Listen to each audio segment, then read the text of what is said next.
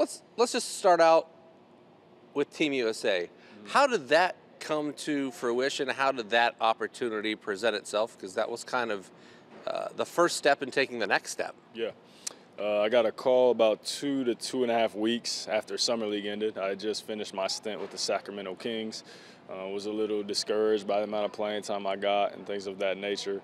But I got a call from Coach Ty Ellis, who now coaches, he's an assistant coach with the Phoenix Suns, and asked if I would be interested in coming to join Team USA.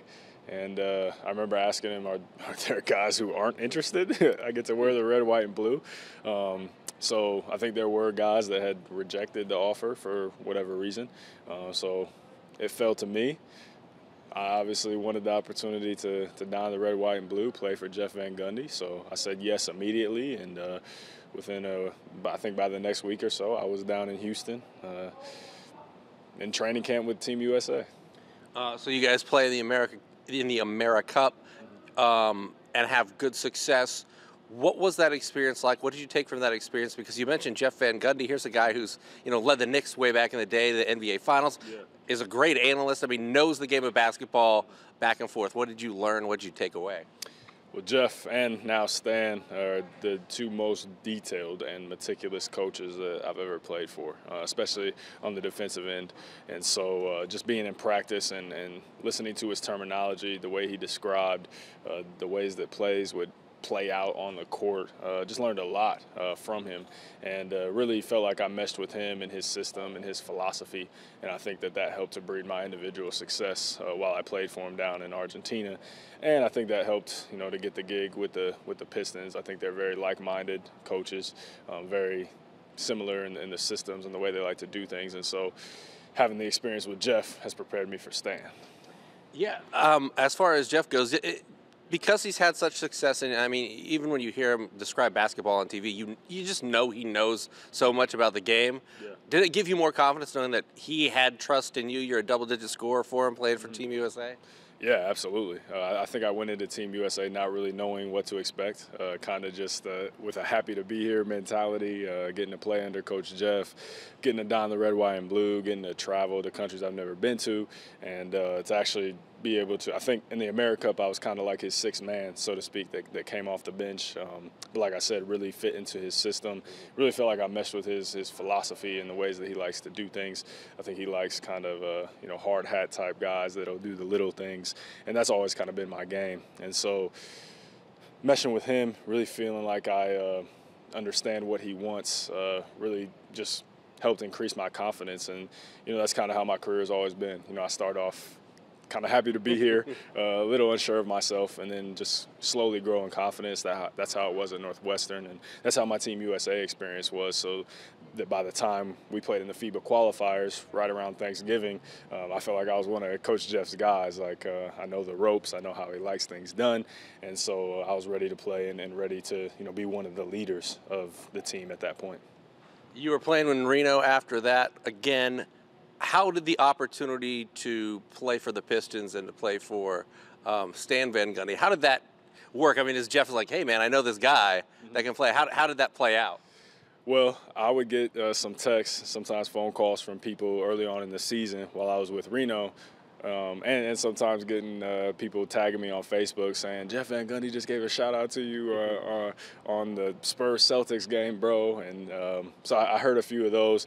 But I know that he was one of my greatest advocates, trying to get people to say, hey, take a look at Reggie Hearn. He can do some things. He had scouts that came out to the Team USA practices, one from the Pistons, who I got to talk to at one point after a Team USA practice. And he was very encouraging and, told me that I was an NBA level player, just to keep grinding and my opportunity would come. So I know that Jeff has been advocating for me all season, and been in the ears of several executives and whatnot, and I know definitely in the ear of his brother, having talked to Stan a little bit. So I think what eventually happened is that the Pistons just felt like the guys that they had, they weren't really sure about going forward, and Stan had said he'd kept watch over my play and had been having Jeff in his ear, and so the combination of those things just provided an opportunity for me. What was it like when you got that two-way deal? Because it was kind of the next step for you. What was that moment like? And at that point, you know you can be in an NBA uniform at a moment's notice. Yeah, so I was in Toronto at the time at the G League Showcase, and we were playing, I think, on a Friday or on a Saturday. And I got a call from my agent on Friday saying, hey, the Pistons are interested in a two-way deal. And I was thinking, man, there's no other teams. Like, he had told me a few teams that had shown interest. The Pistons weren't one of them, so it very much surprised me. And then on Sunday, he got the call and said, hey, they officially want to sign you. And I was at church at the time, and so I stepped out of church, called my mom and everything, and it was a very exciting moment, very surprising moment, because I felt at that time I hadn't been playing my best ball, and also I just didn't know that the Pistons were actually interested. And so it was just kind of surprising moment, but very exciting, very surreal at the same time. Like you said, the two-way player is kind of the next step.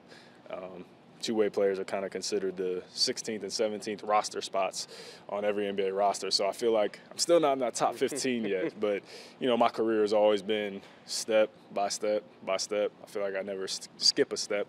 And so, want to ride out this deal with the Pistons and do everything I can to play well and help the organization. And, hopefully there'll be a greater contract offer down the line.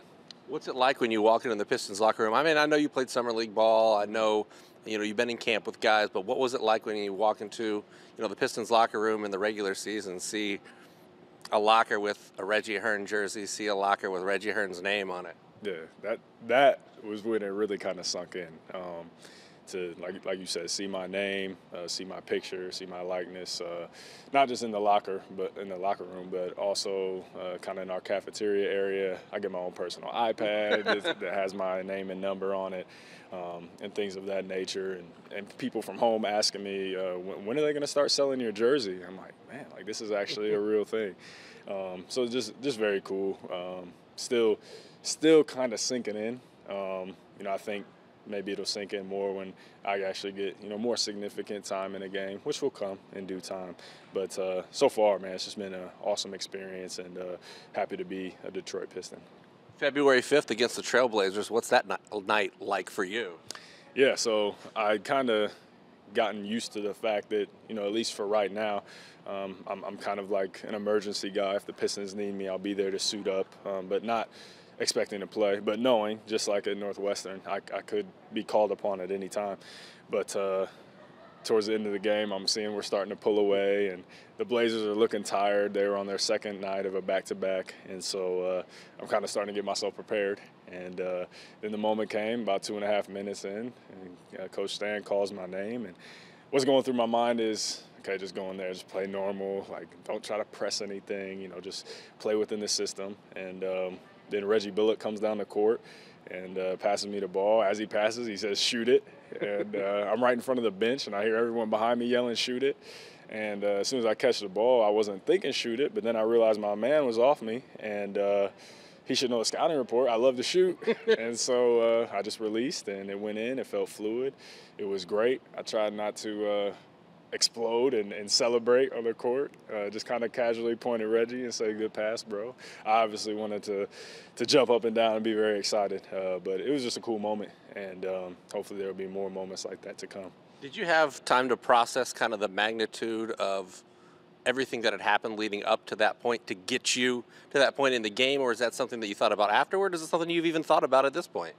It's something more that I thought about afterwards. I don't think it really hit me until I got on Facebook afterwards, until I go to my phone and have 50, 60 text messages and some calls, and everyone just so excited for me.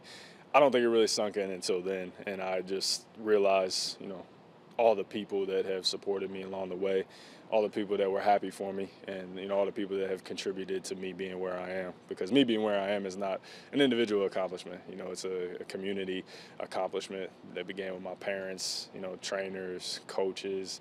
I mean, even the people who build these facilities that I'm able to work out in and perfect my craft at. But behind it all is my Lord and Savior, Jesus Christ. God has given me the abilities, and so kind of that moment, like afterwards, that night, seeing all the people, supporting me and congratulating me, and realizing, man, this is big. Like I've actually reached the NBA. I've scored NBA points. There's 500-ish players in the National Basketball Association, and I'm one of them. and I just scored points in a National Basketball Association game. So just very cool, and obviously I don't want to rest on that. Very cool moment. Detroit took the ball, sent it to my mom, so I'm sure she'll frame it, put it in a box. But it's only up from here. So. Blake Griffin finds you afterwards, gives you the game ball. What's that moment like? I mean, here's a multiple-time All-Star, one of the best players in the game, and he's like searching you out to make sure you get that game ball. Yeah, he came up to me and said, "Bro, were those your first points?" I said, "Yeah," and then he disappears and comes back with the ball and shoves it in my stomach and says, "Here, bro, congrats."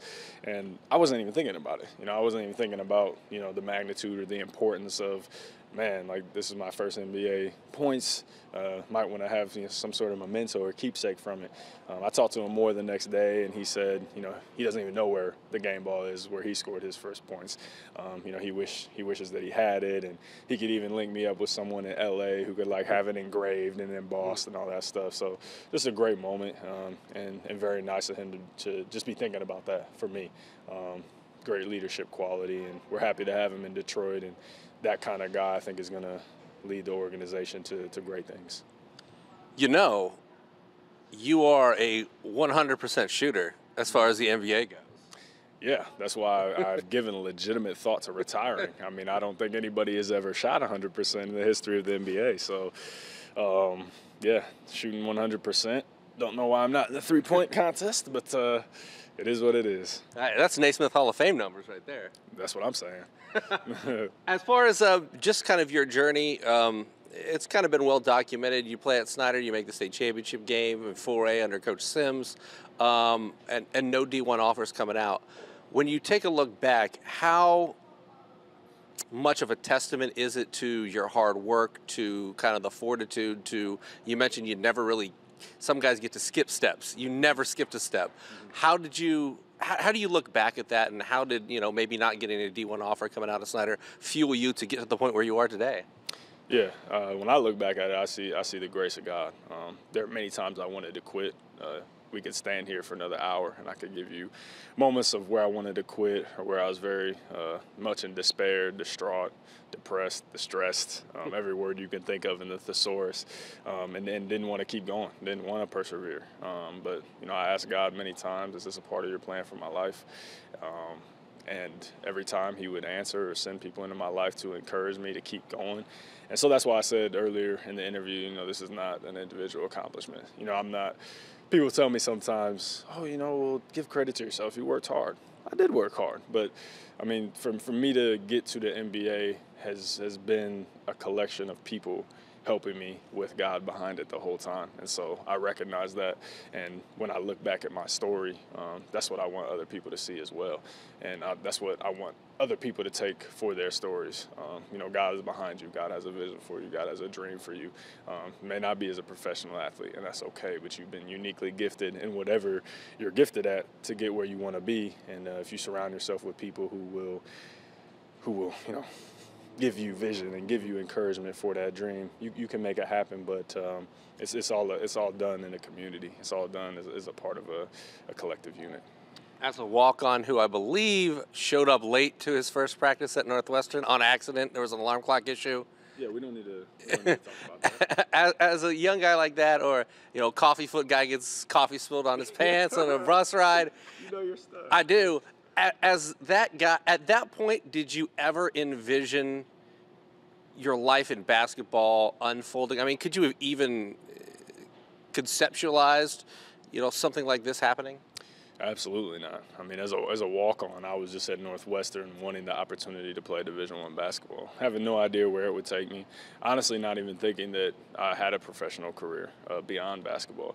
It wasn't until probably the beginning of my senior year. I remember I was talking to Trey Demps at the time, who played at Northwestern, a good friend of mine, and he said, "Bro, like you could have a really good overseas career. Like you're a good player." And I thought about it, and I'm like, wow, like there's actually a chance for me to go pro. But still, at that point, I wasn't thinking that there was a legit chance at the NBA. Deep down in my heart, there was that little bit of hope, that little bit of belief that maybe it could happen. But if you would have asked me as a freshman walk-on at Northwestern, 5 years from now, 6 years, no, it's not 5, 09. That would be 8 years from now. Mm-hmm. Do you think that you would be a Detroit Piston in the NBA? No. But here I am. And again, it's a huge testament to God and what he can do. So Maybe I'm incorrect, but I believe Swanigan, Caleb was on the other side when you played the Blazers in that game. So was it at any point, I don't know, in warm-ups or after the game or just thinking about it, were you ever like, man, there's like a Fort Wayne guy on each of these NBA teams? yeah, I did think about that. I saw him briefly while I was warming up. He walked by me and we said what's up to each other.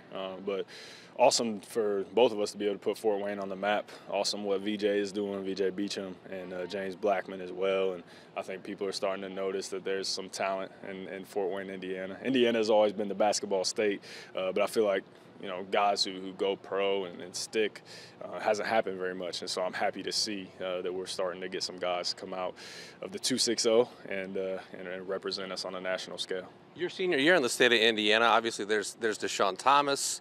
Mm-hmm. You guys played Jordan Holes. Mm-hmm. Scotty Wood was a pretty darn good player. To look at all those guys and from that group of really good players to be the only guy that scored in an NBA game, I mean, what does that say, I guess, in my final question, what does that say about just the perseverance that you've had? I mean, I think what's the phrase, the night is darkest just before the dawn. I think about that a lot of times in my career. Like I said earlier, there's many times I wanted to give up. But sometimes it's just at the point where you're about to give up, where your breakthrough is about to come through. And so I think that's just been, a big part of the story of my career. And sometimes it's really just about holding on. You know what I'm saying? A lot of kids quit. A lot of kids, don't necessarily get along with their coaches. Coach Sims, if you're watching this, didn't always get along with Coach, didn't always see eye to eye. And they'll want to quit because of their coaches, or they want to quit because things aren't going their way. And, it's just about patience. It's just about hanging on sometimes when you can't see light at the end of the tunnel. And so that's what I've tried to do my whole career, and it's obviously paid off. Awesome. Anything else you'd like to add? No, just thank you, Fort Wayne, for all your support.